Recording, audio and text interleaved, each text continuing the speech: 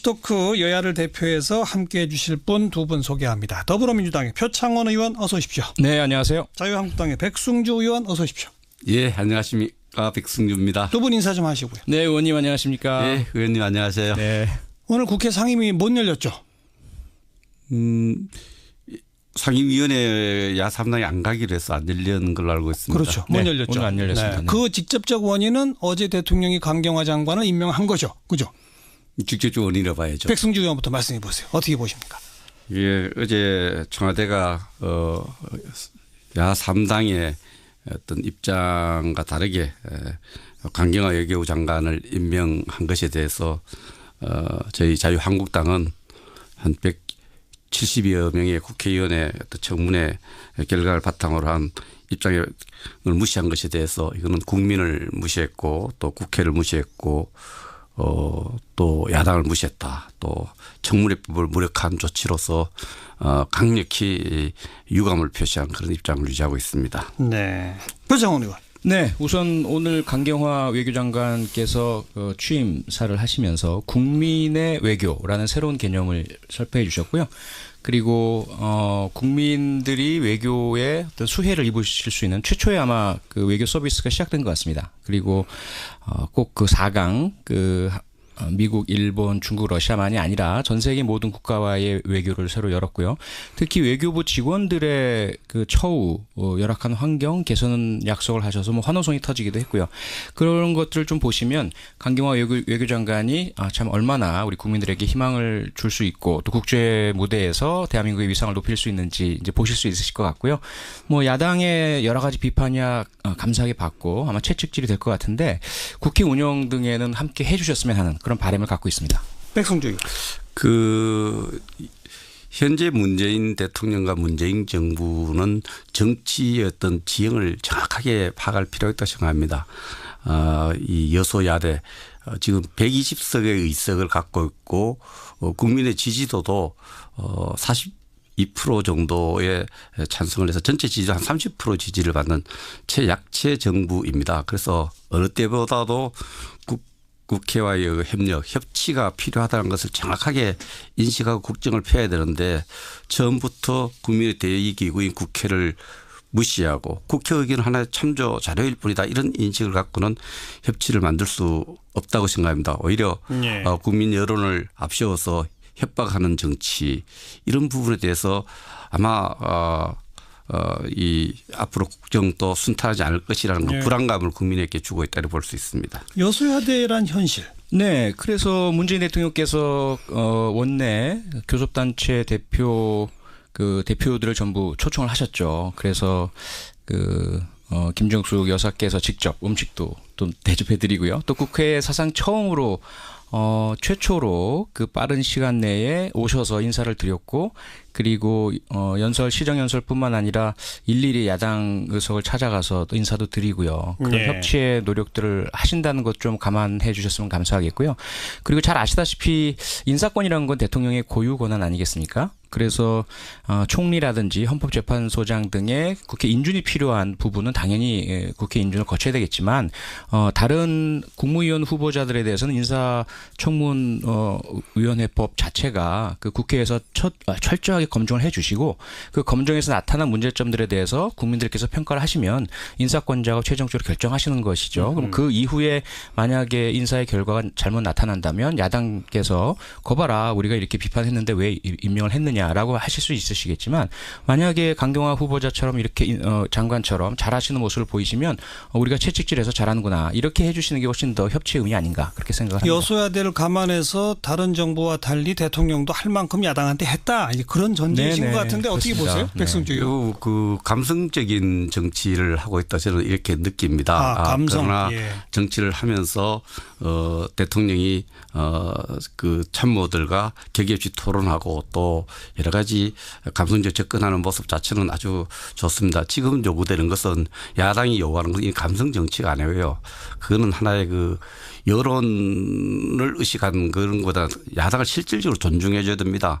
인사청문회법에 따라서 청문 의견들의 의견은 대통령 최종 인사권자가 인사를 할 때 물론 구속력은 없지만 그러나 구속력이 없다는 것이 명시는 안 됐지만 어느 정도 구속을 받아야 됩니다. 그래서 청문회의 의미가 있는데 이것을 공개적으로 이런 고유한 권한이고 청문회의 청문위원들의 어떤 목소리들은 참고용에 불과하다. 청문위원의 목소리를 들으면 안 됩니다. 170명은 국회에 가망성 없는 국민들의 대표하고 있습니다. 네. 이분들의 목소리를 진심으로 경청하고 거기에 귀 기울이고 하는 그런 모습이 협치의 제도화로 가는 길이다. 감성적인 접근만으로는 안 된다 이렇게 생각을 합니다. 대통령의 그 고유 권한이라는 말이 원칙적으로는 옳으나 네. 인사청문회는 참고 자료다라고 하는 말은 역시 또 국회 입장에서는 무시당했다라고 볼 수 있는 거 아니겠어요? 네, 그 부분이 아마 그 대변인이 설명하시다가 나온 말씀이었던 것으로 제가 기억을 하는데요.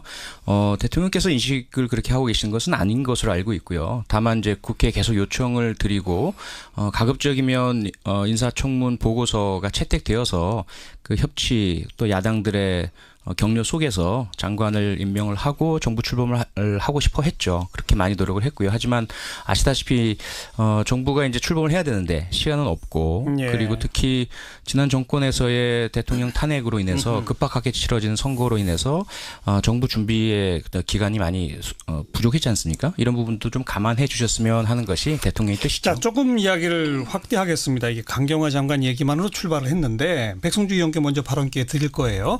지금까지의 인사 전반에 대해서 좀 이야기를 해봅시다. 지금 안경환 장관 후보자는 자진 사퇴로 일단 1호 낙마 사태까지 벌어지지 않았습니까? 이제 그 외에 이미 장관으로 임명돼서 일하고 있는 분도 있지만 앞으로 남아있는 분들도 김상곤, 조대엽, 송영무, 김은경 뭐 등등 쭉 있단 말이에요. 지금까지 전반적인 인사에 대해서 한 평가 한번 백승주 의원 이야기해 보시죠.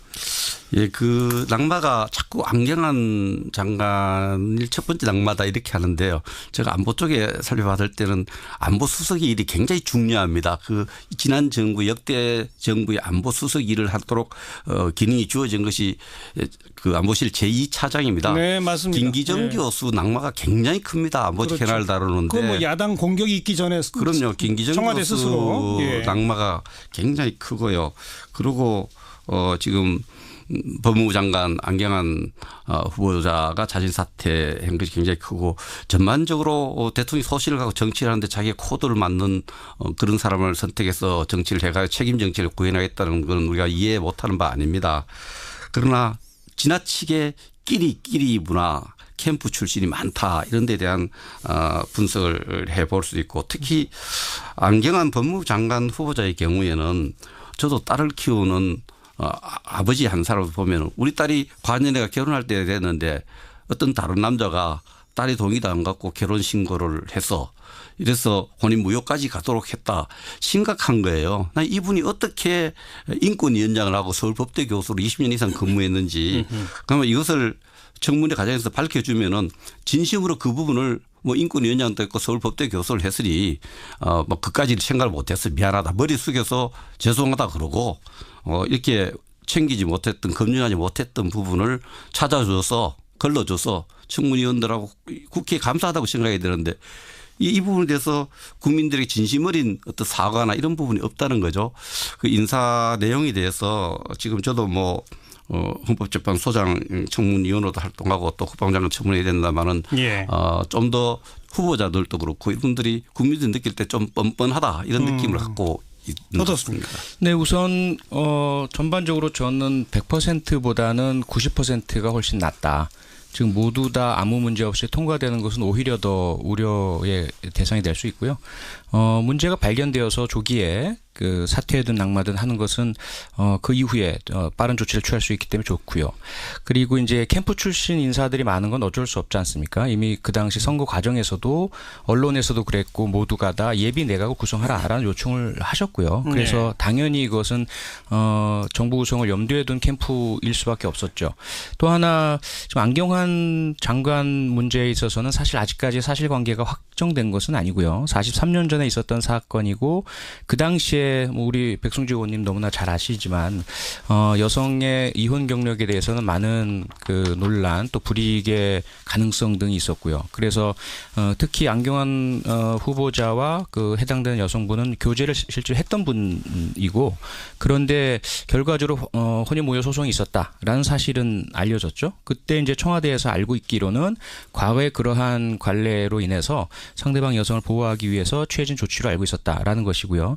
그 이후에 이제 판결 내용문이 공개가 되면서 안경환 후보자께서는 그 내용 자체를 청문회에서 다루기를 원치 않으시고 사퇴를 하신 거죠. 이런 부분들은 제 생각에는 우선 그 43년 전의 일이고 이후의 행적이나 또는 이후의 업적이나 이후에 어떤 존경받았던 그분의 인격에 대한 평가들하고는 전혀 무관한 부분이라고 좀 존중과 보호를 해 주셨으면 하는 그런 바람을 갖고 있습니다. 네. 예, 이 부분과 관련해서 안경환 후보자 같은 경우에는 43년 전에 일어난 일이고 당시 피해 여성을 보호하기 위한 입장 이런 부분에 대해서 아무리 설명해도 일반 국민들이 눈높이 봤을 때 저도 도저히 납득이 안 가는 일이에요. 납득이 안 된다. 납득이 안 가는 일인데 이 납득이 안 가는 일이 밝혀졌을 때 처신하는 것도 저는 더 억울해하는 모습. 그것을 사퇴해서 안타깝다는 정부 당국자의 어떤 그런 입장도 저로서는 이해가 안 갑니다. 네. 그때 그분이 저는 이렇게 생각을 합니다. 이미 노무현 정부 때 인권위원장을 했던 분이기 때문에 서울대 법대 교수라는 공인된 직책을 했기 때문에 그까지 우리가 의심하고 살펴보지 못했다. 그 부분을 살펴보지 못한 것에 대해서 오히려 진솔하게 사과하면 되는데 지금 그 문서 유출 경위에 대해서 문제를 공당이 제기를 하고 또 그것을 발표한 주광덕 법조인 출신의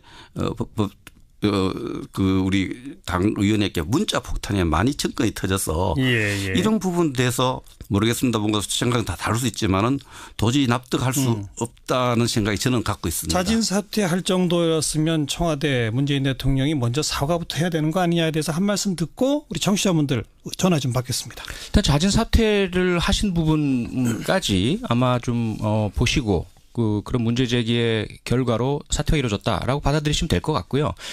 이틀간의 임한 건 저는 그 사실 12월 3일부터 5일까지 지금 자유한국당 지지자 분들로부터 이틀 동안 2만 5천 건을 받았습니다. 그래서 그 부분은 정치인이 좀 감당해야 될 부분일 것 같고요.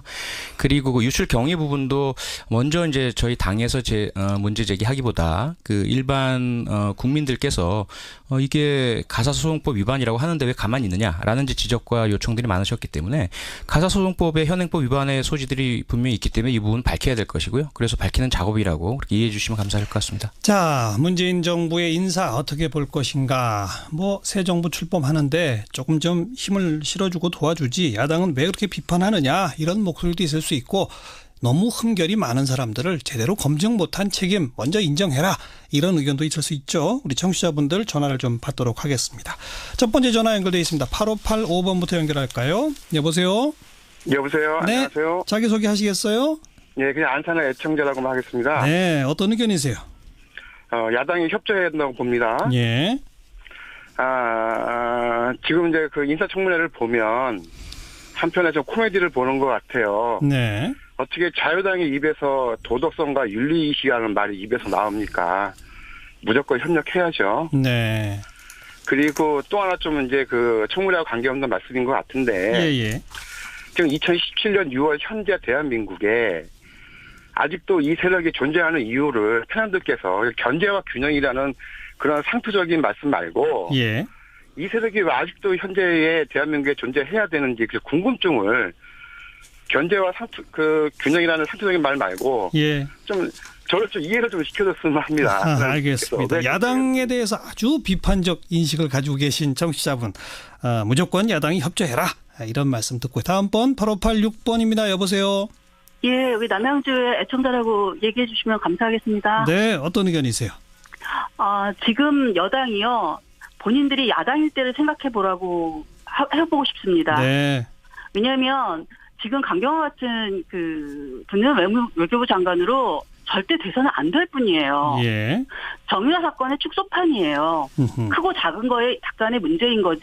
네. 축소판인데 이런 특혜 논란이 많은 사람을 그렇게 외교부에 인물이 없습니까? 네. 그리고 지금 여당한테 꼭 묻고 싶습니다. 당신들이 야당일 때 어떻게 했었는지 그걸 되돌아보고 지금 다시 그 청문회에서 안 된다고 하시는 분들은 좀 다시 재고해 볼 필요가 있다고 생각합니다. 네, 지금의 야당 시절 당신들 뭐 어떻게 했는지 생각해봐라 이런 의견. 다음 전화입니다. 8584번 여보세요. 여보세요. 네, 자기소개 하시겠어요? 예, 여기 대전에 있는 시청자인데요. 네. 예, 지금 얘기하셨던 분은 그분 얘기해서 좀 뭐지만은 그분은 그러면은 옛날에 야당일 때 그렇게 했기 때문에 우리도 이렇게 하겠다는 그런 뜻같이 이렇게 들리는데 예.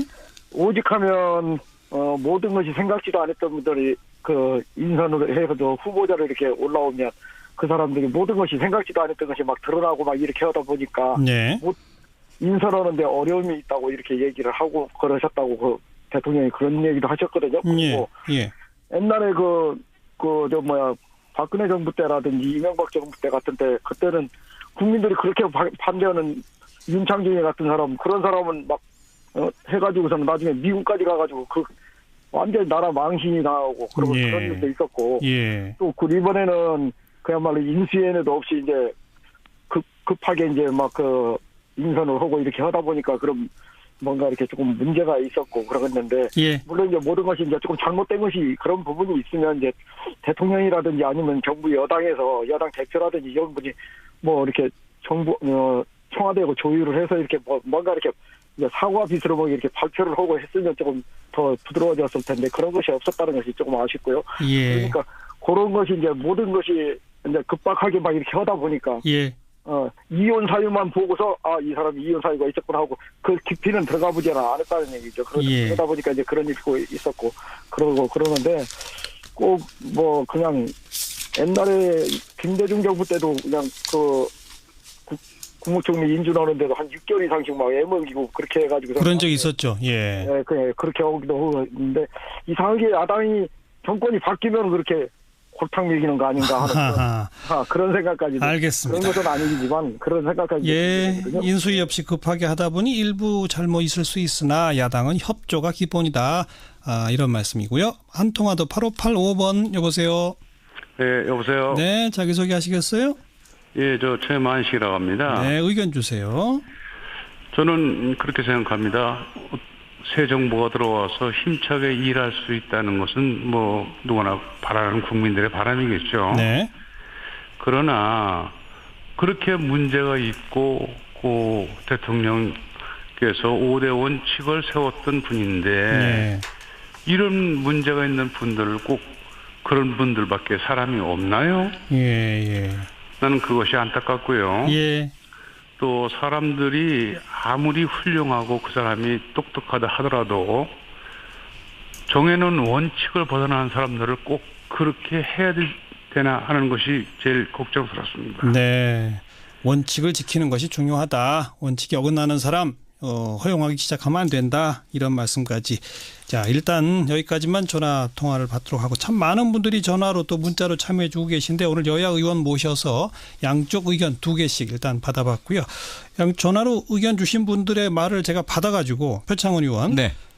더불어민주당 야당 시절 당신들은 어떻게 했는지 그거 생각해봐라. 네. 답변해보세요. 네, 계속 저희는 그 생각하고 있고요. 역지사지 심정으로 일하고 있고 근래 가장 기억하시기 쉬운 것이 아마 이철성 경찰청장 사례일 겁니다. 과거 30여 년 전에 음주 사고가 발생을 했었고 경찰관 신분을 드러내지 않아서 징계를 피했고 이런 것들이 이제 밝혀졌죠. 비판하고 그리고 청문보고서 채택을 하지 않았고 사퇴를 요구했고 하지만 임명을 하셨거든요. 그 당시 대통령께서 저희를 존중했습니다. 그 이후에 계속 업무 협조를 하고 경찰의 그 중차대한 그 법 집행에 대한 존중을 했고 모든 인사에 있어서 저희들은 인사청문회 때 최선 다하고 그리고 사퇴에 대한 요구라든지 혹은 다른 의견들은 다 제시했지만 국회 일정을 파행으로 몰고 가거나 그걸 빌미로 발목을 잡아서 다른 그 대통령이나 정부의 일에 딴지를 거는 일은 한 번도 없습니다. 지금 그래서 저희들이 요구하는 것은 반대하지 말라는 게 아닙니다. 비판하시고 문제 제기해 주시고 하지만 인사청문회는 인사청문회로 완기를 짓고 그다음 인사권자의 인사 결정의 이후를 보시는 것이 낫다는 거죠. 자, 국회 일정 문제는 좀 이따 다시 논점으로 던지도록 하고 백승주 의원께도 청취자분들 전화해서 아니 매번 정권 출범할 때마다 왜 야당들은 그러느냐. 좀 특히 이번에 인수위도 없이 출범하는데 협조하면 안 되느냐. 이런 목소리에 대해서 어떻게 들으셨는지. 기본적으로 국회 기능이 견제에 있죠. 행정부의 견제에 있고 또 야당의 기능이 행정부의 독주를 막고 또 여당을 견제하는 기능이 있기 때문에 그러한 역할의 어떤 변화, 역할 체인지에 대해서 반드시 그렇게 부정적으로 공격적으로 이해해서는 안 된다. 이해할 필요 없다는 생각이 듭니다. 그래서 역기사지 입장에서 보면은 그 업무의 적합성 분야를 저는 많이 따져봅니다. 예. 그래서 이번에 김상조 의원 같은 공정거래위원장 같은 경우에 불과 4년 전에 저희들 박근혜 정부가 출범할 때 한만수란 분을 공정거래위원장으로 임명을 했어요. 이분이 크지도 않은 외국 기업에 대한 자문했던 것을 문제 삼고 또 여러 가지 문제를 삼으니까 이분이 정부에 새로 출범하는 정부에 부담을 주기 싫다. 한 2번 정도 문제를 제기하니까 바로 사퇴를 했습니다. 어허. 그래서 임명권자 입장에서 봤을 때는 예를 들면 지금 법무부 장관 후보나 뭐 이런 문제가 되는 후보들을 지명하는 입장에서 봤을 때는 멀쩡한 사람은 지명해놔서 저렇게 흥길나게 해서 그 자신 처리하기가 굉장히 힘들어요. 그래서 후보자들 스스로 정부나 대통령에게 부담을 주지 않기 위해서 흥결이 자기가 생각했던 기준보다는 훨씬 심각할 경우에는 사퇴함으로써 스스로 판단해서 사퇴함으로써 정부와 대통령이 부담을 들어주는 것이 예. 지금까지 청문회 후보자들의 어떤 상당한 부분의 태도였습니다. 그런데 이 부분에 있어서 예를 들어서 공정거래위원장을 임명한 김상조 후보 같은 경우에도 공정거래와는 완전 다른 삶을 살아왔던 것이 여러 군데 나타났는데도 불구하고 자신 사퇴 끝까지 그거 저 아니 후보자 아니면 안 된다 이런 태도가 지금 단기적으로는 예, 그렇지만 조금 이해가 안 된다 저는 그렇게 제가 좀 생각합니다. 역으로 질문을 드려볼까요? 그 표창원 의원한테는 여당이 보기에도 이건 좀 청와대가 잘못했다 싶은 분이 진짜 한 분도 없는지 한번 이야기해 보시고 백성주 의원한테는 지금 김상조 위원장까지도 비판하고 계시기 때문에 야당이 보기에도 그래도 이 정도는 무난한 인사들도 꽤 많다. 인정할 만한 분들은 어디까지인지 반대로 한번 얘기해 보시죠. 표창원 의원. 근데 지금까지는 지금 말씀하시던 김상조 공정거래위원장이나 강경화 외교부 장관이나 이런 분들은 정말 필요한 분이고요. 국민 다수가 지지하시는 분들이고 그다음에 이제 안경환 후보자 같은 경우는 아마 본인도 43년 전의 일이 이렇게 문제가 되리라고는 생각 못 하셨을 것 같아요. 그 부분만 제외한다면 그분은 너무나 적임자죠. 이후에는 모르겠습니다. 제 개인적으로 몇 가지 걸리는 부분들이 있지만 개인적인 분이라서 뭐 제가 말씀드릴 수는 없고요. 그래서 100% 모두 우리가 다 동의하고 만족한다. 그건 아니죠. 네. 우려하는 분이 있긴 하다. 네네. 자, 자유한국당은요? 예, 그 자유한국당 전부 안 된다는 아니신 아니죠. 거죠? 발목잡기가 벌써 필요한 부분에 대해서 예를 들면은 전문 분야의 식견이 뛰어나고 여러 가지로 준비된 장관 후보 김영춘 후보라든지 또 약간의 그 하지만 김부겸 후보라든지 이런 부분에 대해서는 저희들이 흔쾌히 청문회 보고서 뭐 진짜 왜 빨리 보내나 할 정도로 빨리 결론 짓고 갔습니다. 그러나 전부 현역 의원. 아니 분야별로 이렇게 자기 적합성 예를 들면 지금 학자로서 교육부 장관으로 제일 중요한 게 논문 표절 네. 이런 문제하고 연결되는 부분은 좀 적합성에 문제가 있다.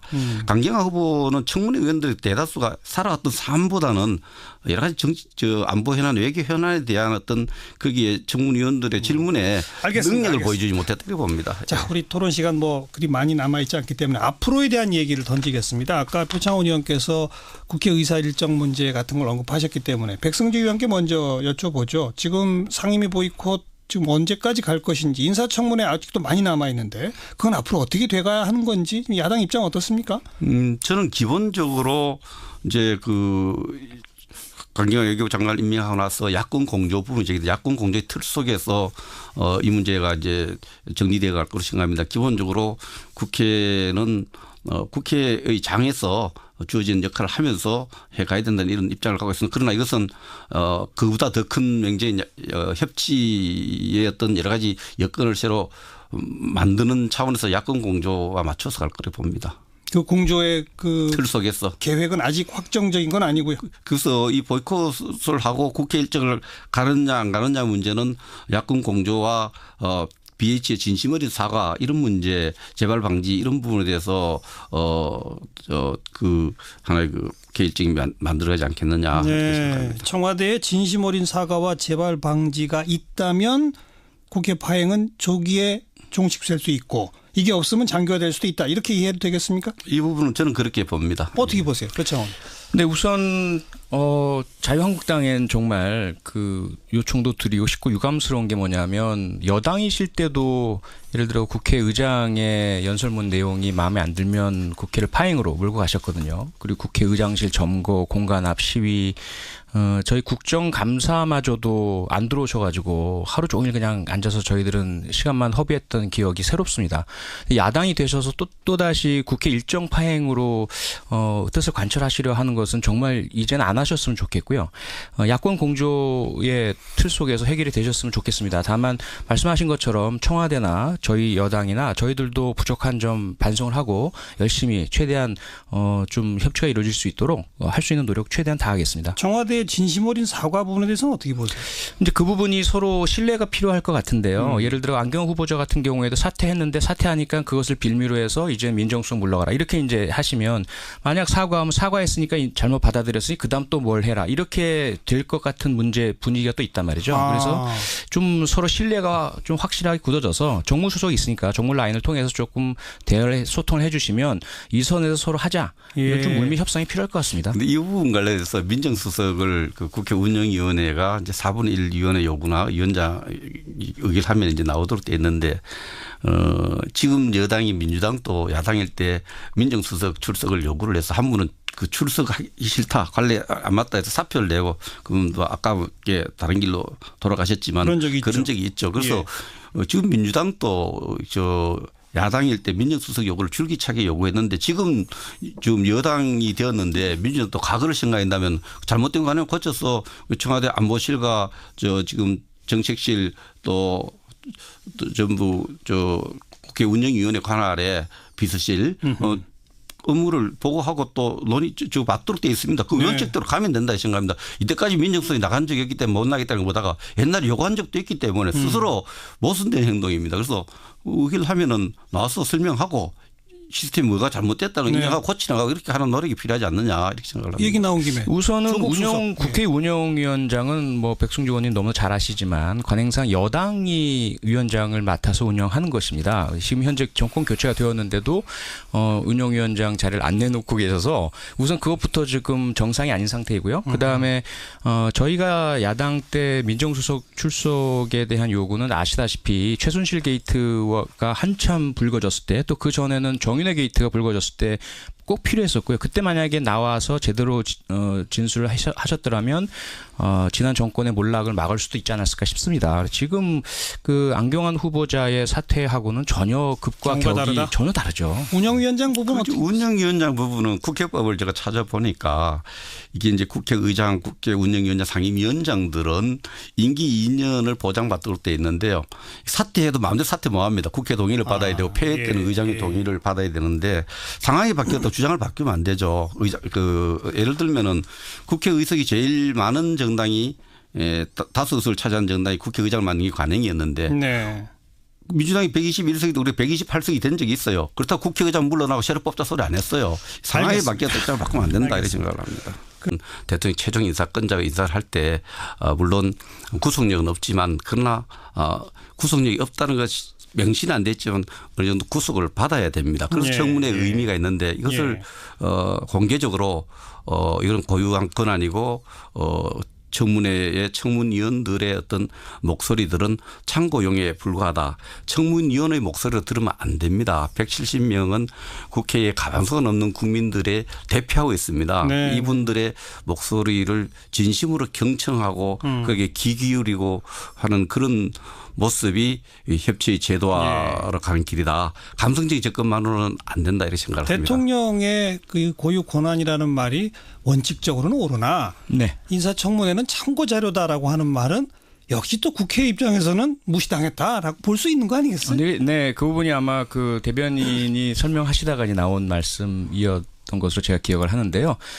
대통령께서 인식을 그렇게 하고 계신 것은 아닌 것으로 알고 있고요. 다만 이제 국회에 계속 요청을 드리고 가급적이면 인사청문 보고서가 채택되어서 그 협치 또 야당들의 격려 속에서 장관을 임명을 하고 정부 출범을 하고 싶어 했죠. 그렇게 많이 노력을 했고요. 하지만 아시다시피 정부가 이제 출범을 해야 되는데 시간은 없고 예. 그리고 특히 지난 정권에서의 대통령 탄핵으로 인해서 급박하게 치러지는 선거로 인해서 정부 준비의 기간이 많이 부족했지 않습니까? 이런 부분도 좀 감안해 주셨으면 하는 것이 대통령의 뜻이죠. 자, 조금 이야기를 확대하겠습니다. 이게 강경화 장관 얘기만으로 출발을 했는데 백승주 의원께 먼저 발언 기회 드릴 거예요. 지금까지의 인사 전반에 대해서 좀 이야기를 해봅시다. 지금 안경환 장관 후보자는 자진 사퇴로 일단 1호 낙마 사태까지 벌어지지 않았습니까? 이제 그 외에 이미 장관으로 임명돼서 일하고 있는 분도 있지만 앞으로 남아있는 분들도 김상곤, 조대엽, 송영무, 김은경 뭐 등등 쭉 있단 말이에요. 지금까지 전반적인 인사에 대해서 한 평가 한번 백승주 의원 이야기해 보시죠. 예, 그 낙마가 자꾸 안경환 장관일 첫 번째 낙마다 이렇게 하는데요. 제가 안보 쪽에 살펴봤을 때는 안보 수석의 일이 굉장히 중요합니다. 그 지난 정부 역대 정부의 안보 수석 일을 하도록 기능이 주어진 것이 그 안보실 제2차장입니다. 네, 맞습니다. 김기정 네. 교수 낙마가 굉장히 큽니다. 안보 그렇죠. 현안을 다루는데. 그거 뭐 또 불이익의 가능성 등이 있었고요. 그래서 특히 안경환 후보자와 그 해당되는 여성분은 교제를 실제로 했던 분이고 그런데 결과적으로 혼인모여 소송이 있었다라는 사실은 알려졌죠. 그때 이제 청와대에서 알고 있기로는 과거에 그러한 관례로 인해서 상대방 여성을 보호하기 위해서 취해진 조치로 알고 있었다라는 것이고요. 그 이후에 이제 판결 내용문이 공개가 되면서 안경환 후보자께서는 그 내용 자체를 청문회에서 다루기를 원치 않으시고 사퇴를 하신 거죠. 이런 부분들은 제 생각에는 우선 그 43년 전의 일이고 이후의 행적이나 또는 이후의 업적이나 이후에 어떤 존경받았던 그분의 인격에 대한 평가들하고는 전혀 무관한 부분이라고 좀 존중과 보호를 해 주셨으면 하는 그런 바람을 갖고 있습니다. 네. 예, 이 부분과 관련해서 안경환 후보자 같은 경우에는 43년 전에 일어난 일이고 당시 피해 여성을 보호하기 위한 입장 이런 부분에 대해서 아무리 설명해도 일반 국민들이 눈높이 봤을 때 저도 도저히 납득이 안 가는 일이에요. 납득이 안 된다. 납득이 안 가는 일인데 이 납득이 안 가는 일이 밝혀졌을 때 처신하는 것도 저는 더 억울해하는 모습. 그래서 사퇴해서 안타깝다는 정부 당국자의 어떤 그런 입장도 저로서는 이해가 안 갑니다. 네. 그때 그분이 저는 이렇게 생각을 합니다. 이미 노무현 정부 때 인권위원장을 했던 분이기 때문에 서울대 법대 교수라는 공인된 직책을 했기 때문에 그까지 우리가 의심하고 살펴보지 못했다. 그분을 살펴보지 못한 것에 대해서 오히려 진솔하게 사과하면 되는데 지금 그 문서 유출 경위에 대해서 문제를 공당이 제기를 하고 또 그것을 발표한 주광덕 법조인 출신의 우리 당 의원에게 문자 폭탄이 많이 접근이 터져서 이런 부분에 대해서 모르겠습니다. 뭔가 생각은 다 다를 수 있지만은 도저히 납득할 수 없다는 생각이 저는 갖고 있습니다. 자진 사퇴할 정도였으면 청와대 문재인 대통령이 먼저 사과부터 해야 되는 거 아니냐에 대해서 한 말씀 듣고 우리 청취자분들 전화 좀 받겠습니다. 일단 자진 사퇴를 하신 부분까지 아마 좀 보시고 그런 문제 제기의 결과로 사퇴가 이루어졌다라고 받아들이시면 될 것 같고요. 이틀간의 임한건 저는 그 사실 12월 3일부터 5일까지 지금 자유한국당 지지자 분들로부터 이틀 동안 2만 5천 건을 받았습니다. 토크 여야를 대표해서 함께해 주실 분 두 분 소개합니다. 더불어민주당의 표창원 의원 어서 오십시오. 네, 안녕하세요. 자유한국당의 백승주 의원 어서 오십시오. 예, 안녕하십니까. 백승주입니다. 두 분 인사 좀 하시고요. 네, 의원님 안녕하십니까. 예, 의원님 안녕하세요. 네. 오늘 국회 상임위 못 열렸죠? 상임위원회 야3당이 안 가기로 해서 안 열리는 걸로 알고 있습니다. 그렇죠. 못 네, 열렸죠. 오늘 안 열렸습니다. 네. 그 직접적 원인은 어제 대통령이 강경화 장관을 임명한 거죠. 그죠? 직접적 원인이라 봐야죠. 백승주 의원부터 말씀해 보세요. 어떻게 보십니까? 예, 어제 청와대가 야3당의 어떤 입장과 다르게 강경화 외교부 장관을 임명한 것에 대해서 저희 자유한국당은 한 170여 명의 국회의원의 어떤 청문회 결과를 바탕으로 한 입장을 무시한 것에 대해서 이거는 국민을 무시했고 또 국회를 무시했고 또 야당을 무시했다. 또 청문회법을 무력한 조치로서 강력히 유감을 표시한 그런 입장을 유지하고 있습니다. 네. 표창원 의원. 네, 우선 오늘 강경화 외교장관께서 취임사를 하시면서 국민의 외교라는 새로운 개념을 설파해 주셨고요. 그리고 국민들이 외교에 어떤 수혜를 입으실 수 있는 최초의 아마 그 외교 서비스가 시작된 것 같습니다. 그리고 꼭 그 4강 미국, 일본, 중국, 러시아만이 아니라 전 세계 모든 국가와의 외교를 새로 열었고요. 특히 외교부 직원들의 그 처우, 열악한 환경 개선 약속을 하셔서 뭐 환호성이 터지기도 했고요. 그런 것들을 좀 보시면 강경화 외교장관이 참 얼마나 우리 국민들에게 희망을 줄 수 있고 또 국제 무대에서 대한민국의 위상을 높일 수 있는지 이제 보실 수 있으실 것 같고요. 뭐 야당의 여러 가지 비판이야 감사하게 받고 아마 채찍질이 될 것 같은데 국회 운영 등에는 함께 해주셨으면 하는 그런 바람을 갖고 있습니다. 백성주.